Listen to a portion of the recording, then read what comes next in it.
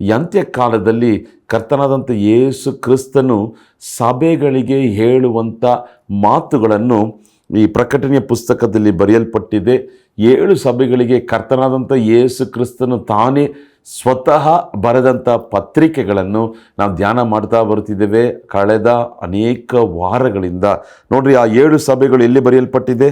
ಪ್ರಕಟಣೆ 1:11 ವಾಕ್ಯದಲ್ಲಿ ನೋಡಬೇಕಾದ್ರೆ ಎಫೆಸ, ಸ್ಮರ್ನ, ಪೆರ್ಗಮ, ಥುವತೈರ, ಸಾರ್ದಿಸ್, ಫಿಲಿದೆಲ್ಫಿಯಾ, ಲವೋದಿಕಿಯಾ 7 ಪಟ್ಟಣದಲ್ಲಿರುವಂಥ 7 ಸಭೆಗಳ ದೂತನಿಗೆ ಕರ್ತನಾದ ಯೇಸು ಕ್ರಿಸ್ತನು ಬರೆಯುವಂಥ ಪತ್ರಿಕೆ. ಇದಾಗಲೇ ನಾವು ಎಫೆಸ, ಸ್ಮರ್ನ, ಪೆರ್ಗಮ, ಥುವತೈರ ಈ 4 ಸಭೆಗಳಿಗೆ ಕರ್ತನು ಹೇಳುವಂಥ ಸಂದೇಶವನ್ನು ಧ್ಯಾನ ಮಾಡಿ ನಾವು ಮುಗಿಸಿದ್ದೇವೆ. ಒಂದೊಂದು ಸಭೆಗಳಿಗೆ ಕರ್ತನು 3 ವಾರ 4 ವಾರ ಆ ರೀತಿಯಾಗಿ ಮಾತಾಡಿದ್ದಾನೆ. ಕಳೆದ ಭಾಗಗಳನ್ನು ನೋಡ್ರಿ, ಇದನ್ನು ಪುನಃ ಕೇಳ್ರಿ, ಅನೇಕರಿಗೆ ಹಂಚ್ರಿ, ಅದು ನಮಗೆ ಆಶೀರ್ವಾದವಾಗಿರ್ತದೆ. ಈ ದಿನ ಪ್ರಕಟಣೆಯ ಪುಸ್ತಕ ಅದರ 3ನೇ ಅಧ್ಯಾಯದಲ್ಲಿ 1ನೇ ವಾಕ್ಯದಿಂದ 6ನೇ ವಾಕ್ಯದ ತನಕ ಇರುವಂಥ ವಾಕ್ಯಗಳು ಸಾರ್ದಿಸ್ ಪಟ್ಟಣದಲ್ಲಿರುವಂಥ ಸಭೆಗೆ ಕರ್ತನಾದಂಥ ಯೇಸು ಕ್ರಿಸ್ತನು ಬರೆಯುವಂಥ ಪತ್ರಿಕೆ. ಇದನ್ನು ಇವತ್ತು ನಾವು ಧ್ಯಾನ ಮಾಡಲಿದ್ದೇವೆ. ನೋಡ್ರಿ, ಕರ್ತನಾದಂಥ ಯೇಸು ಕ್ರಿಸ್ತನು ಒಂದು ಪತ್ರಿಕೆಯನ್ನು ಬರೀಬೇಕಾದ್ರೆ ಅದಕ್ಕೆ ಒಂದು ಶೈಲಿಯನ್ನು ಆತನು ಉಪಯೋಗ ಮಾಡ್ತಾನೆ. ಮೊದಲು ತನ್ನನ್ನು ತಾನೇ ಆತನು ಪ್ರತ್ಯಕ್ಷಪಡಿಸ್ತಾನೆ. ಹೇಗೆ 7 ಚಿನ್ನದ ದೀಪದ ಸ್ತಂಭಗಳ ಮಧ್ಯದಲ್ಲಿ ಸಂಚರಿಸುವ ಆತನು, ಉರಿಯುವಂಥ ಕಣ್ಣುಗಳು ಆತನಿಗೆ ಉಂಟು, ಈ ರೀತಿಯಾಗಿ ಇಬ್ಬಾಯಿ ಕತ್ತಿ ಉಳ್ಳವನು. ಒಂದೊಂದು ಸಭೆಗೆ ಬರಿಬೇಕಾದ್ರೆ ತನ್ನನ್ನು ತಾನೇ ಮೊದಲು ಆತನು ಪ್ರಕಟಿಸ್ತಾನೆ. 2ನೇದಾಗಿ ಆ ಸಭೆಯನ್ನು ಹೊಗಳ್ತಾನೆ. 3ನೇದಾಗಿ ಆ ಸಭೆಯ ಮೇಲೆ ಏನು ತಪ್ಪು ಹೊರಿಸಬೇಕು, ಟೀಕಿಸೋದು, ವಿಮರ್ಶಿಸೋದು, ಖಂಡಿಸೋದು, ಅದನ್ನು ಹೇಳ್ತಾನೆ. ಅದಾದ ನಂತರ ಸಭೆ ಏನು ಮಾಡಬೇಕು, ಮನ ತಿರುಗಬೇಕು ಅಥವಾ ಯಾವ ಕಾರ್ಯಗಳನ್ನು ಅವರು ಹಿಂಬಾಲಿಸಬೇಕು ಅದನ್ನು ಆತನು ಹೇಳ್ತಾನೆ. ಅದಾದ ನಂತರ ಜಯ ಹೊಂದುವವನಿಗೆ ದೇವರು ಕೊಡುವಂಥ ಕೊಡುಗೆ ಏನು ಅದನ್ನು ಕೂಡ ಆತನು ಹೇಳ್ತಾನೆ. ಎಲ್ಲ ಸಭೆಗಳಿಗೆ ಬರಿಬೇಕಾದ್ರೆ ಆತನು ಉಪಯೋಗಿಸುವಂಥ ಒಂದು ವಾಕ್ಯ, ಸಭೆಗಳಿಗೆ ದೇವರಾತ್ಮನು ಹೇಳುವುದನ್ನು ಕಿವಿಯುಳ್ಳವನು ಕೇಳಲಿ ಎಂಬುದಾಗಿ. ಸರಿ, ಈ ದಿನ ಸಾರ್ದಿಸ್ ಪಟ್ಟಣದಲ್ಲಿರುವಂಥ ಸಭೆಗೆ ಕರ್ತನಾದಂಥ ಯೇಸು ಕ್ರಿಸ್ತನು ಬರೆದಂಥ ಪತ್ರಿಕೆಯನ್ನು 6 ವಾಕ್ಯಗಳನ್ನು ನಾವು ಓದಿ ನಂತರ ನಾವು ಸಂಕ್ಷಿಪ್ತವಾಗಿ ಈ ದಿನ ನಾವು ಧ್ಯಾನ ಮಾಡೋಣ. ನಿಮ್ಮ ಕರದಲ್ಲಿ ಸತ್ಯವೇದ ಪುಸ್ತಕ ಇರುವುದಾದರೆ ಹೊಸ ಒಡಂಬಡಿಕೆಯಲ್ಲಿ 323ನೇ ಪುಟ, ಅದರಲ್ಲಿ 3ನೇ ಅಧ್ಯಾಯ ಪ್ರಕಟಣೆಗಳು, book of revelation chapter 3 versus 1-6.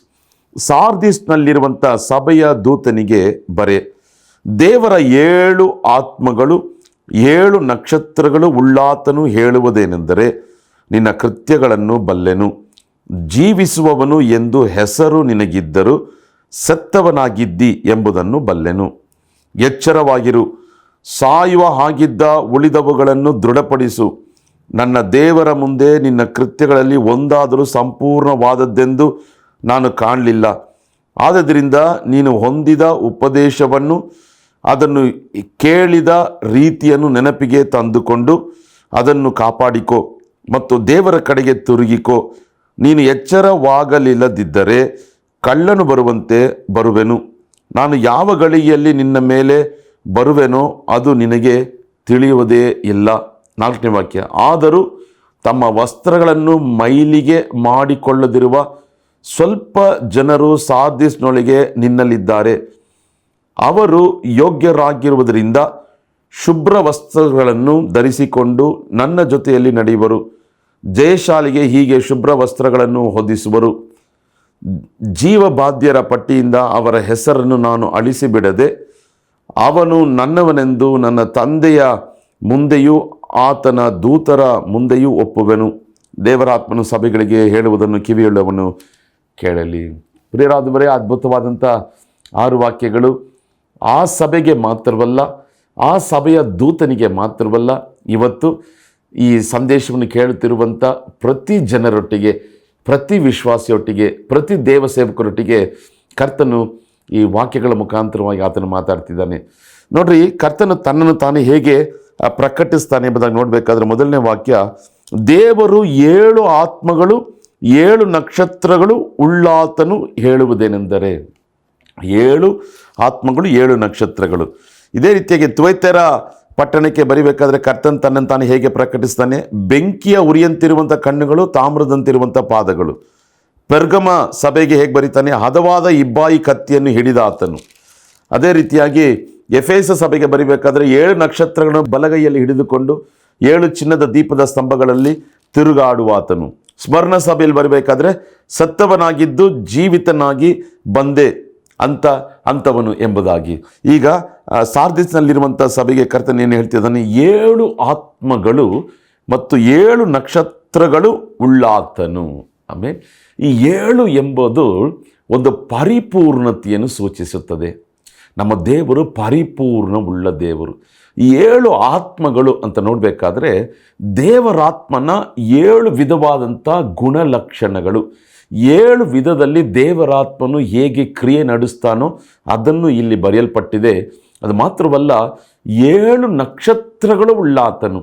ನೋಡ್ರಿ, ಕರ್ತನು ಆತನು ತನ್ನನ್ನು ತಾನೇ ಪ್ರತ್ಯಕ್ಷಪಡಿಸಬೇಕಾದ್ರೆ ಈ ಪ್ರಕಟಣೆಯ ಪುಸ್ತಕ 1ನೇ ಅಧ್ಯಾಯದಲ್ಲಿ 7 ಚಿನ್ನದ ದೀಪದ ಸ್ತಂಭಗಳ ಮಧ್ಯದಲ್ಲಿ ಚಲಿಸುವ ಆತನು 7 ನಕ್ಷತ್ರಗಳನ್ನು ಬಲಗೈಯಲ್ಲಿ ಹಿಡಿದಾತನು. ಆ 7 ಚಿನ್ನದ ದೀಪದ ಸ್ತಂಭಗಳು ಸಭೆಗಳು, 7 ನಕ್ಷತ್ರಗಳು ಸಭೆಯ ದೂತರು. ಅಂದರೆ ಎಷ್ಟು ಪ್ರಾಮುಖ್ಯ ನೋಡ್ರಿ. ಸಭೆಯ ದೂತರು ಅಂದರೆ ಸಭೆಯ ನಾಯಕರು, ಸಭೆಯ ಸಭಾಪಾಲಕರನ್ನು ಯೇಸು ತನ್ನ ಕೈಯಲ್ಲಿಟ್ಟಿದ್ದಾನೆ ಮತ್ತು 7 ಸಭೆಗಳ ಮಧ್ಯದಲ್ಲಿ ಆತನು ಚಲಿಸುತ್ತಾನೆ. ಸಭೆಗಳು ಬಹಳ ಪ್ರಾಮುಖ್ಯ. ಸಭೆಗಳಲ್ಲಿ ಚಲಿಸುತ್ತಾನೆ. ಸಭೆಯ ದೂತರನ್ನು ತನ್ನ ಕೈಯಲ್ಲಿ ಹಿಡಿದಿದ್ದಾನೆ. ಸಭೆಯ ನಾಯಕರನ್ನು ಅಂದರೆ ತನ್ನನ್ನು ತಾನೇ ಹೇಗೆ ಪ್ರಕಟಿಸ್ತಾನೆ? 7 ಆತ್ಮವುಳ್ಳವನು, 7 ನಕ್ಷತ್ರಗಳು ಉಳ್ಳಾತನು. ಸಂಪೂರ್ಣತೆಯನ್ನು ಸೂಚಿಸ್ತದೆ. ಆತ್ಮಗಳು ದೇವರಾತ್ಮನ ವಿಧವಾದಂಥ ಕ್ರಿಯೆಗಳನ್ನು ತೋರಿಸ್ತದೆ, ಗುಣಲಕ್ಷಣ ತೋರಿಸ್ತದೆ. ಮತ್ತು 7 ನಕ್ಷತ್ರಗಳು ಆ ಸಭೆಯ ದೂತರನ್ನು ಸೂಚಿಸ್ತದೆ. ಒಂದೊಂದು ಸಭೆಗೆ ಬರಿಬೇಕಾದ್ರೆ ಕರ್ತನ್ ಹೇಳ್ತಿದ್ದಾನೆ, ಈ ಸಭೆಯಲ್ಲಿ ನಾನು ಇದನ್ನು ನೋಡಿ ಭಾಳ ಸಂತೋಷ ಪಡ್ತೇನೆ. ನೋಡ್ರಿ, ಎಫೆಸ ಸಭೆಗೆ ಬರಿಬೇಕಾದ್ರೆ ನಿನ್ನ ಕೃತ್ಯಗಳನ್ನು, ಪ್ರಯಾಸವನ್ನು, ತಾಳ್ಮೆಯನ್ನು ಬಲ್ಲೆನು. ಸ್ಮರಣ ಸಭೆಗೆ ನೋಡಬೇಕಾದ್ರೆ ನೀನು ನಿನ್ನ ಸಂಕಟವನ್ನು, ನಿನ್ನ ಬಡತನವನ್ನು ಬಲ್ಲೆನು, ಆದರೂ ನೀನು ಐಶ್ವರ್ಯವಂತನೇ. ಪೆರ್ಗಮ ಸಭೆಗೆ ಬರಿಬೇಕಾದ್ರೆ ನೀನು ಮಾಸ ಮಾಡುವಂಥ ಸ್ಥಳವನ್ನು ನಾನು ಬಲ್ಲೆನು. ಸೈತಾನನ ಸ್ಥಳ ಇದ್ದರೂ ಕೂಡ ನನ್ನ ಹೆಸರನ್ನು ಗಟ್ಟಿಯಾಗಿ ಹಿಡ್ಕೊಂಡಿದ್ಯಾ. ತುವತ್ತೆರ ಸಭೆಗೆ ಬರಿಬೇಕಾದ್ರೆ ನಿನ್ನ ಕೃತ್ಯಗಳನ್ನು, ಪ್ರೀತಿಯನ್ನು, ನಂಬಿಕೆಯನ್ನು, ಪರೋಪಕಾರವನ್ನು, ಕಡೇ ಕೃತ್ಯಗಳು ಮೊದಲನ ಕೃತ್ಯಗಳಿಗಿಂತ ಹೆಚ್ಚಿನವೆ ಎಂಬುದನ್ನು ಬಲ್ಲೆನು. ಆದರೆ ಇಲ್ಲಿ ಸಾರ್ದಿಸ್ ಸಭೆಗೆ ಬರಿಬೇಕಾದ್ರೆ ಈ ರೀತಿಯಾಗಿ ಪ್ರಾಮುಖ್ಯಪಡಿಸಿ ಹೊಗಳುವಂಥ ಕಾರ್ಯ ಏನೂ ಇಲ್ಲ. ಒಂದೇ ಒಂದು ಕಾರ್ಯ ಏನಿದೆ 4ನೇ ವಾಕ್ಯದಲ್ಲಿ, ಈ ಸಾರ್ದಿಸ್ ಪಟ್ಟಣದಲ್ಲಿರುವಂಥ ಸಭೆಯ ಕೆಲವು ವಿಶ್ವಾಸಿಗಳು ತಮ್ಮನ್ನು ತಾವೇ ಅವರು ಪರಿಶುದ್ಧರಾಗಿ ಕಾದುಕೊಂಡ್ರು. ತಮ್ಮ ವಸ್ತ್ರಗಳನ್ನು ಮೈಲಿಗೆ ಮಾಡಿಕೊಳ್ಳದಿರುವಂಥ ಸ್ವಲ್ಪ ಜನರು ಸಾರ್ದಿಸ್ನೊಳಗೆ ನಿನ್ನಲ್ಲಿದ್ದಾರೆ. ಇದನ್ನು ಮಾತ್ರ ಹೇಳ್ತಾನೆ. ಉಳಿದ ಪ್ರಕಾರ ಈ ಸಭೆಯ ನೋಡಿ, ನಿನ್ನ ಕೃತ್ಯಗಳು ತುಂಬ ದೊಡ್ಡದು, ನಿನ್ನ ಪ್ರಯಾಸ ಬಹಳ ದೊಡ್ಡದು, ನಿನ್ನ ಪ್ರೀತಿ ದೊಡ್ಡದು, ನಿನ್ನ ತಾಳ್ಮೆ ದೊಡ್ಡದು, ನಿನ್ನ ಕೃತ್ಯಗಳು ದೊಡ್ಡದು. ಆ ರೀತಿಯಾಗಿ ಯೇಸು ಕ್ರಿಸ್ತನು ಏನು ಹೇಳಲೇ ಇಲ್ಲ. ಇದೊಂದು ದುಃಖಕರವಾದಂಥ ಒಂದು ಸಂದೇಶ ಅಲ್ವೇ ಆ ಸಭೆಗೆ. ಸಭೆ ನೋಡಿ ಹೊಗಳುವಂಥ ಕಾರ್ಯ ಏನೂ ಇಲ್ಲ. ಕೆಲವು ಜನರು ಮಾತ್ರ ಅವರು ತಮ್ಮ ವಸ್ತ್ರಗಳನ್ನು ಶುಭ್ರವಾಗಿ ಇಟ್ಕೊಂಡ್ರು, ಪರಿಶುದ್ಧ ಜೀವಿತಕ್ಕೆ ಅವರು ಒಪ್ಪಿಸಿಕೊಟ್ರು.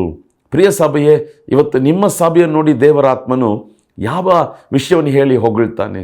ಒಂದು ವೇಳೆ ಸಾರ್ದಿಸ್ನಲ್ಲಿರುವಂಥ ಆ ಸಭೆಯ ಹಾಗೆ ಹೊಗಳುವಂಥ ವಿಷಯ ಯಾವುದು ಇಲ್ವಾ? ಸ್ವಲ್ಪ ಯೋಚಿಸಿ ನೋಡ್ರಿ. ಸರಿ, ಈ ಸಭೆಯನ್ನು ಕರ್ತನು ಈಗ ಹೇಗೆ ಟೀಕಿಸ್ತಾನೆ ಅಥವಾ ವಿಮರ್ಶಿಸ್ತಾನೆ, ಖಂಡಿಸ್ತಾನೆ ಎಂಬುದಾಗಿ ನೋಡಬೇಕಾದ್ರೆ 1ನೇ ವಾಕ್ಯದಲ್ಲಿ ನೋಡ್ತೇವೆ, ನಿನ್ನ ಕೃತ್ಯಗಳನ್ನು ಬಲ್ಲೆನು, ಜೀವಿಸುವವನು ಎಂದು ನಿನಗೆ ಹೆಸರಿದ್ದರೂ ನೀನು ಸತ್ತವನಾಗಿದ್ದಿ ಎಂಬುದನ್ನು ಬಲ್ಲೆನು. 7 ಸಭೆಗಳನ್ನು ಓದಿ ನೋಡ್ರಿ. ನಾನು ಆಗಲೇ ಹೇಳಿದ್ದೇನೆ, ಬಲ್ಲೆನು ಬಲ್ಲೆನು, I know I know I know. ಪುನಃ ಪುನಃ ಯೇಸು ಕ್ರಿಸ್ತನು ಹೇಳ್ತಾನೆ. ಈ ಸಭೆಗೆ ಹೇಳಬೇಕಾದ್ರೆ ಕರ್ತನ ಯೇಸು ಕ್ರಿಸ್ತ ಏನು ಗೊತ್ತ ಹೇಳ್ತಾನೆ? ನನಗೆ ಗೊತ್ತಪ್ಪ, ಹೊರಗಡೆ ನೀನು ಜೀವಂತವಾಗಿರುವ ಹಾಗೆ ತೋರಿಸ್ಕೊಳ್ತಿದ್ಯಾ, ಆದರೆ ಸಭೆಯೇ ನಿನ್ನ ನಿಜವಾದ ಪರಿಸ್ಥಿತಿ, ನೀನು ಸತ್ತೋಗಿದ್ದೀಯ. You are dead. Outside you are a living church. To the outside world, you show that you are a living church, but actually in my sight, you are dead. ಪ್ರಿಯ ಸಹೋದರ, ಲೋಕದ ಜನರು ನಮ್ಮನ್ನು ನೋಡಿ ಯಾವ ಸರ್ಟಿಫಿಕೇಟ್ ಕೊಡ್ತಾರೆ ಮುಖ್ಯ ಅಲ್ಲ. ನಮ್ಮ ನಂಬಿಕೆಗೆ ಯಾವ ಸರ್ಟಿಫಿಕೇಟ್ ಕೊಡ್ತಾರೆ ಮುಖ್ಯ ಅಲ್ಲ. ನಮ್ಮ ಕ್ರಿಯೆಗಳನ್ನು ನೋಡಿ ಇವರು ಅದು ಇವರು ಇದು ಅಂತ ಹೇಳೋದು ಮುಖ್ಯ ಅಲ್ಲ. ಕರ್ತನ ಮುಂದೆ ನಾವು ಜೀವಿಸುವವರಾಗಿರಬೇಕು. ಈ ಸಭೆಯಲ್ಲಿ ಒಂದು ವೇಳೆ ಪ್ರೋಗ್ರಾಮ್ಗಳು ಇದ್ದಿರ್ಬೋದು, ವರ್ಷಿಪ್ ಪ್ರೋಗ್ರಾಮ್ಗಳು, ಪ್ರಾಫಿಟಿಕ್ ಪ್ರೋಗ್ರಾಮ್ಗಳು, ಅಥವಾ ಪ್ರೇಯರ್ ಕಾನ್ಫರೆನ್ಸಸ್ಸು, ಹೊರದೇಶದಿಂದ ಸ್ಪೀಕರ್ಗಳು ಅಲ್ವಾ. ಅಲ್ಲಿ ನೋಡಬೇಕಾದ್ರೆ children's ministry, youth ministry, women's ministry, men's ministry, pastors association, ಹೊರಗಿನ ಆಡಂಬರವಾದಂಥ ಕಟ್ಟಡಗಳು. ಅಲ್ಲಿ ನೋಡಬೇಕಾದ್ರೆ ಸೌಂಡ್ ಸಿಸ್ಟಮ್ಗೆ ಲಕ್ಷಾಂತರ ರೂಪಾಯಿ ಖರ್ಚು ಮಾಡಿ sound proof, PA system, lighting system, auditorium, chair, ಅದೆಲ್ಲ ಭಯಂಕರವಾಗಿರ್ತದೆ. ಒಳ್ಳೆ ಮ್ಯೂಸಿಕ್ಕು, ಒಳ್ಳೆ ವರ್ಷಿಪ್ಪು. ದೇವರು ಹೇಳ್ತಾನೆ, ನನ್ನ ದೃಷ್ಟಿಯಲ್ಲಿ ನೀನು ಸತ್ತವನಾಗಿದ್ದೀಯ. ಅಂದರೆ ನಾನು ಇದನ್ನು ಧ್ಯಾನಿಸಬೇಕಾದ್ರೆ ಒಂದು ಕಾರ್ಯವನ್ನು ದೇವರು ಹೇಳಿಕೊಟ್ಟ. ಯಾವಾಗ ಒಂದು ಸಭೆಯ ಸ್ಥಿತಿ ಸತ್ತೋಗ್ತದೆ, when there is no word of God, ನಿಜವಾದ ದೇವರ ವಾಕ್ಯ, ಈ ಸತ್ಯವಾದಂಥ ದೇವರ ವಾಕ್ಯ ಪ್ರಸಂಗಿಸದೆ ಹೋದರೆ, ಇದರಲ್ಲಿ ಇರುವ ಪ್ರಕಾರ ಪ್ರಸಂಗಿಸದೆ ಹೋದರೆ, ಇದರಲ್ಲಿ ಇರುವುದನ್ನು ಚೇಂಜ್ ಮಾಡಿ ಅವರಿಗೆ ಇಷ್ಟ ಬಂದ ಹಾಗೆ, ಜನರು ಮೆಚ್ಚಿಸುವ ಹಾಗೆ ಪ್ರಸಂಗ ಮಾಡುವುದಾದರೆ ಆ ಸಭೆ ಸತ್ತ ಸಭೆ. ಹೊರಗಡೆ ಎಲ್ಲ ಇದೆ, ಹೊರಗಡೆ ಜನರು ಹೇಳ್ತಾರೆ ನಮ್ಮ ಸಭೆ ಎಷ್ಟು ಲೈವ್ಲಿ ಇದೆ ಗೊತ್ತಾ, our church is a lively church. ನಮ್ಮ ಪಾಸ್ಟ್ರು 10 ಪಾಯಿಂಟ್ ಹೇಳಿದ್ರೆ 10 ಪಾಯಿಂಟ್ ಅಷ್ಟು ಸೂಪರ್ ಆಗಿರ್ತದೆ. ನಮ್ಮ ಪಾಸ್ಟ್ರು ಹೇಳುವಂಥ ಕಥೆಗಳೆಲ್ಲ ಸಂದೇಶಕ್ಕೆ ಅಷ್ಟು ಸೂಪರ್ ಆಗಿದೆ. ನಿಜವಾದಂಥ ದೇವರ ಪ್ರವಾದನೆಗಳು, ಪ್ರಕಟಣೆಗಳು, ರಹಸ್ಯಗಳು, ಗುಟ್ಟುಗಳು, ದೇವರ ನಿಜವಾದಂಥ ಸತ್ಯ ಇಲ್ಲದೇ ಇರುವಂಥ ಸಭೆಗಳು ಅದು ಸತ್ತ ಸಭೆ. ಅಂಥ ಪ್ರಸಂಗಗಳು ಯಾರಿಗೂ ಪ್ರಯೋಜನವಿಲ್ಲ. ಇನ್ನೊಂದು, ಈ ಸಭೆ ಸತ್ತ ಸಭೆ ಅಂತ ದೇವರು ಹೇಳೋದಕ್ಕೆ ಕಾರಣ ಏನು ಗೊತ್ತಾ, ದೇವರ ಪ್ರಸನ್ನತೆ ಇಲ್ಲದ ಸಭೆ ಸತ್ತೋಗಿರೋದಕ್ಕೆ ಸಮ ಅಲ್ವಾ. ಇವಾಗ ನೀನು ಹೋಗೋ ಸಭೆಯಲ್ಲಿ ದೇವರ ಪ್ರಸನ್ನತೆ ಇದೆಯಾ? ನೀನು ಚರ್ಚೊಳಗೆ ನುಗ್ಗಿದ ತಕ್ಷಣ, ಅಲ್ಲಿ ಕೂತ್ಕೊಂಡಿದ್ದ ತಕ್ಷಣ, ಅಲ್ಲಿ ಕಣ್ಗಳನ್ನು ಮುಚ್ಚಿದ ತಕ್ಷಣ, ಅಲ್ಲಿ ಆರಾಧನೆ ನಡಿಬೇಕಾದ್ರೆ, ವಾಕ್ಯ ಪ್ರಸಂಗಿಸಬೇಕಾದ್ರೆ, ಪ್ರಾರ್ಥನೆ ಮಾಡಬೇಕಾದ್ರೆ, are you feeling the presence of God? Is there presence of God in your church? Where there is no presence of God, the church is a dead church. ಎಲ್ಲ ಇರ್ಬೋದು, ನಮ್ಮ ಚರ್ಚ್ 150 ವರ್ಷ ಅಂತ ಹೇಳ್ಬೋದು, ಚೇರುಗಳೆಲ್ಲ ಹಾಗೆ ಇದೆ ಅಂತ ಹೇಳ್ಬೋದು, ಒಳ್ಳೆ ಪುಲ್ಪಿಟ್ ಇರ್ಬೋದು, ಟೀ ಕುಡ್ಡಲ್ಲಿ ಮಾಡಿ ಇರ್ಬೋದು ಅಲ್ವಾ, ಒಳ್ಳೆ ಮ್ಯೂಸಿಕ್ ಇರ್ಬೋದು, ಒಳ್ಳೆ 10 ವಿಧವಾದಂಥ ಮ್ಯೂಸಿಕ್ ಇನ್ಸ್ಟ್ರೂಮೆಂಟ್ಗಳಿರ್ಬೋದು. ಆದರೆ ಈ ಸಾರ್ದಿಸ್ ಸಭೆಯಲ್ಲಿ ಕರ್ತನೆ ಹೇಳ್ತಿದ್ದಾನೆ, ಜೀವಿಸುವವನೆಂದು ನಿನಗೆ ಒಂದು ಹೆಸರಿದೆ ಅಲ್ವಾ. ಹೊರಗಿನ ಜನರು ಏನು ಹೇಳ್ತಾರೆ, ದಿಸ್ ಚರ್ಚು ಬೆಂಗಳೂರು ಪಟ್ಟಣದಲ್ಲೇ ದೊಡ್ಡ ಸಭೆ, ಮೈಸೂರು ಪಟ್ಟಣದಲ್ಲೇ ದೊಡ್ಡ ಸಭೆ, ಬೀದರ್ನಲ್ಲೇ ದೊಡ್ಡ ಸಭೆ, ಎಷ್ಟು ಹೆಸರು ಗೊತ್ತಾ. ಆದರೆ ದೇವರ ದೃಷ್ಟಿಯಲ್ಲಿ ಅದು ಸತ್ತ ಸಭೆ. ಯಾವ ಸಭೆಯಲ್ಲಿ ವಾಕ್ಯ ಇಲ್ವೋ, ಈ ವಾಕ್ಯ ಇಲ್ವೋ, ಮನುಷ್ಯನ ಕಟ್ಟುಕತೆಗಳಲ್ಲ, ದೇವರ ವಾಕ್ಯ ಅಲ್ವೋ, ಅದು ಸತ್ತದಕ್ಕೆ ಸಮ. ಯಾವ ಸಭೆಯಲ್ಲಿ ದೇವರ ಪ್ರಸನ್ನತೆ ಇಲ್ವೋ, ಅದು ಸತ್ತದಕ್ಕೆ ಸಮ.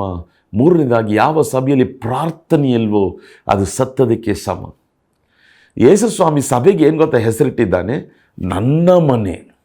ಆಮೇಲೆ ಅಂದರೆ ನಾವು ಹೋಗುವಂಥ ಸಭೆ ಒಂದು ಕಟ್ಟಡವಾಗಿರಬಹುದು, ಆದರೆ ಕರ್ತನ ಹೇಳ್ತಿದ್ದಾನೆ ನನ್ನ ಮನೆ.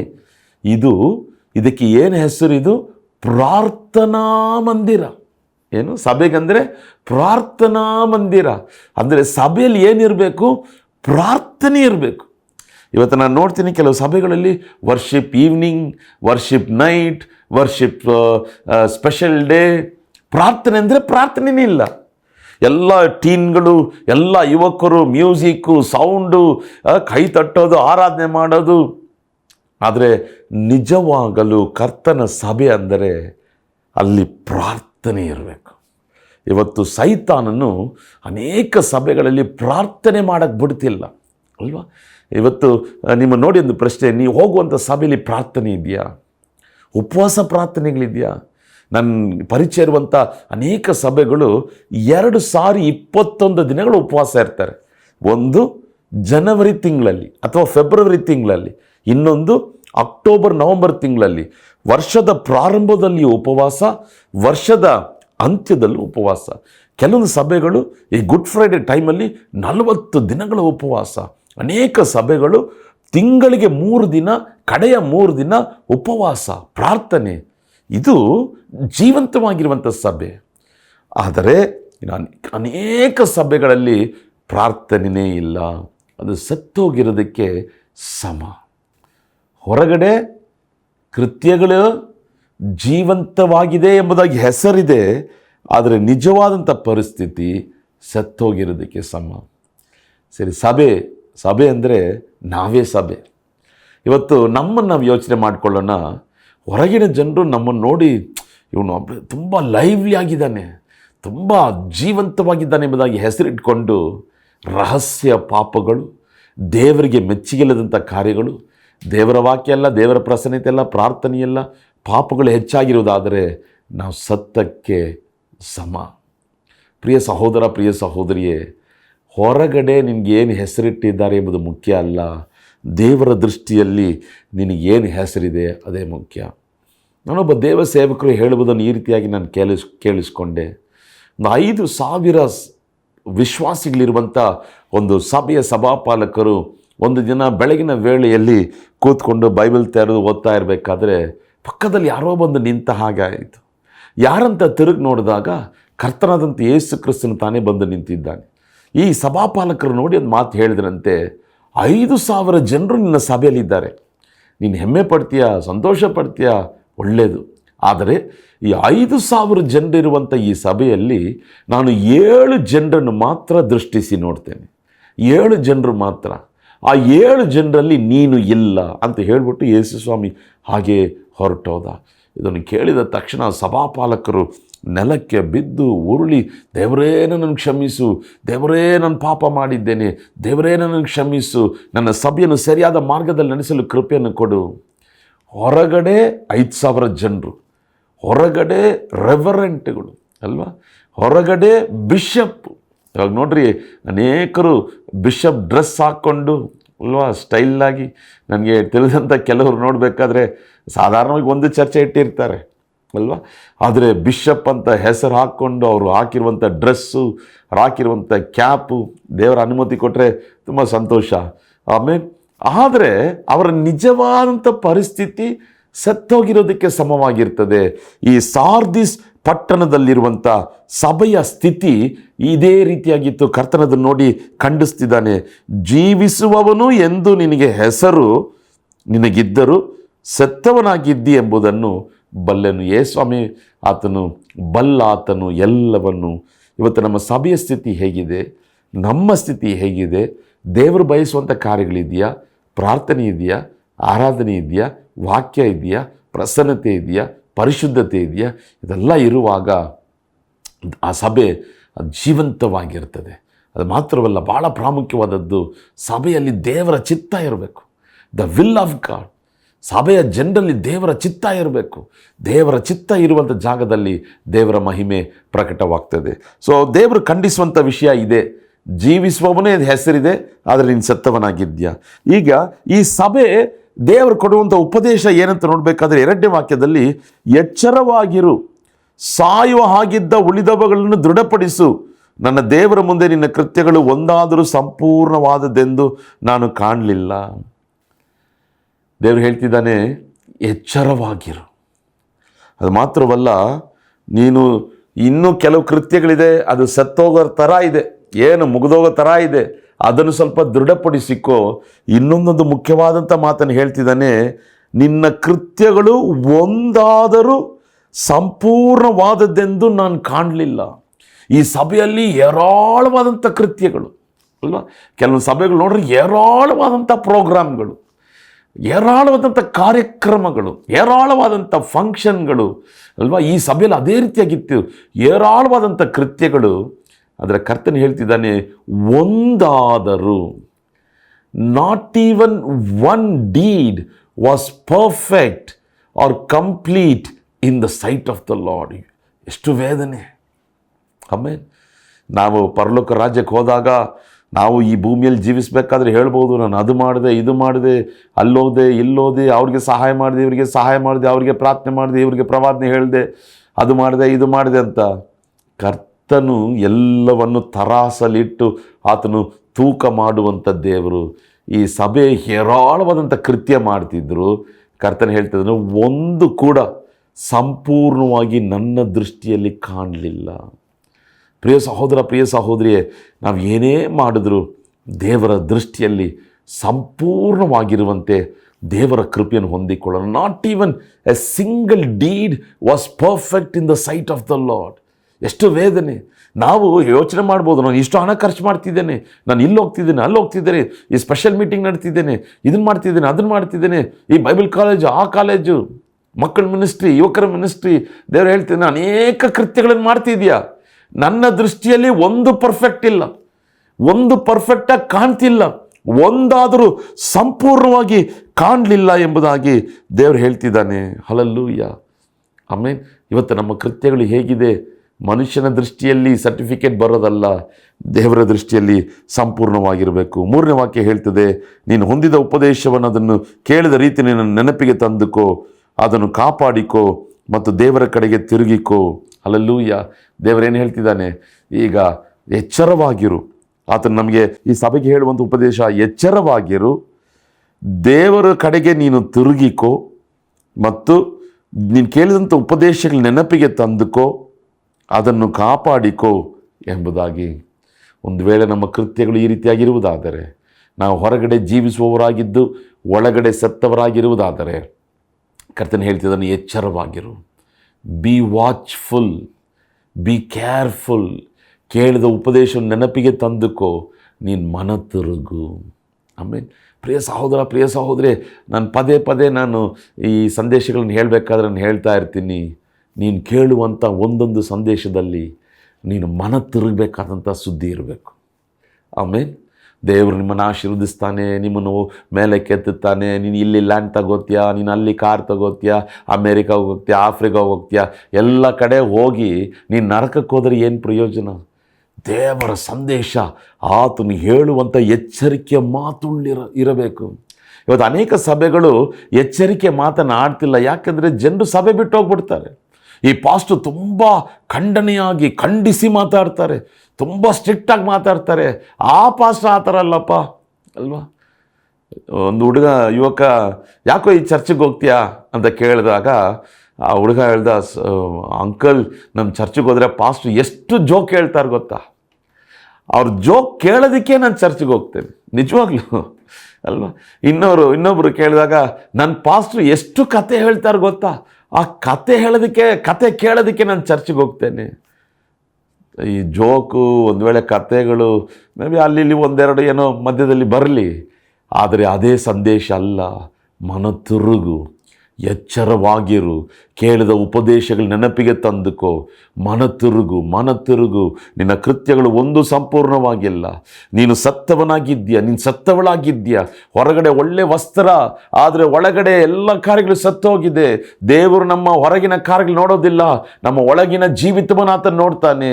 ನಾವು ಜೀವಂತವಾಗಿದ್ದೇವೆ ಎಂಬುದಾಗಿ ಹೆಸರುಳ್ಳವರಾಗಿ ಸತ್ತವರಾಗಿದ್ದೇವಾ, ಅಥವಾ ಜೀವಂತರಾಗಿದ್ದೇವೆ ಎಂಬುದಾಗಿ ಹೆಸರುಗೊಂಡು ನಾವು ನಿಜವಾಗ್ಲೂ ಜೀವಂತವರಾಗಿದ್ದೇವಾ? ಸ್ವಲ್ಪ ಯೋಚನೆ ಮಾಡ್ರಿ. ಇವತ್ತು ನೀನು 100 ಕೃತ್ಯಗಳನ್ನು ಮಾಡಬಹುದು, ಆದರೆ ಆ ಕೃತ್ಯಗಳು ದೇವರ ಮುಂದೆ ಒಂದು ಕೂಡ ಸಂಪೂರ್ಣವಾಗಿಲ್ಲ ಅಂದರೆ ಪ್ರಯೋಜನ ಇಲ್ಲ.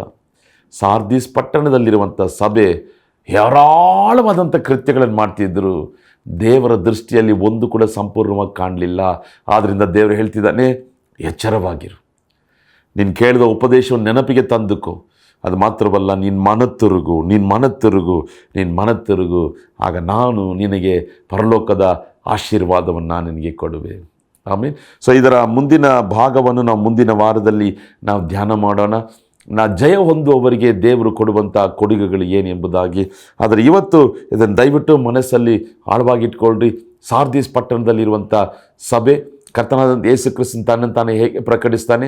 7 ಆತ್ಮಗಳು ಉಳ್ಳವನು, 7 ನಕ್ಷತ್ರಗಳು ಉಳ್ಳವನು. ಸಭೆಗೆ ಹೊಗಳುವಂಥ ಕಾರ್ಯ ಜಾಸ್ತಿ ಏನಿಲ್ಲ. 4ನೇ ವಾಕ್ಯದಲ್ಲಿ ಕೆಲವರು ಮಾತ್ರ ಪರಿಶುದ್ಧರಾಗಿದ್ದಾರೆ. ಈ ಸಭೆಯನ್ನು ಟೀಕಿಸುವಂಥ ಕಾರ್ಯ, ನೀನು ಜೀವಿಸುವವನಾಗಿದ್ದೀಯಾ ಎಂಬುದಾಗಿ ಹೆಸರಿದ್ದರೂ ಸತ್ತವನಾಗಿದ್ದೀಯಾ.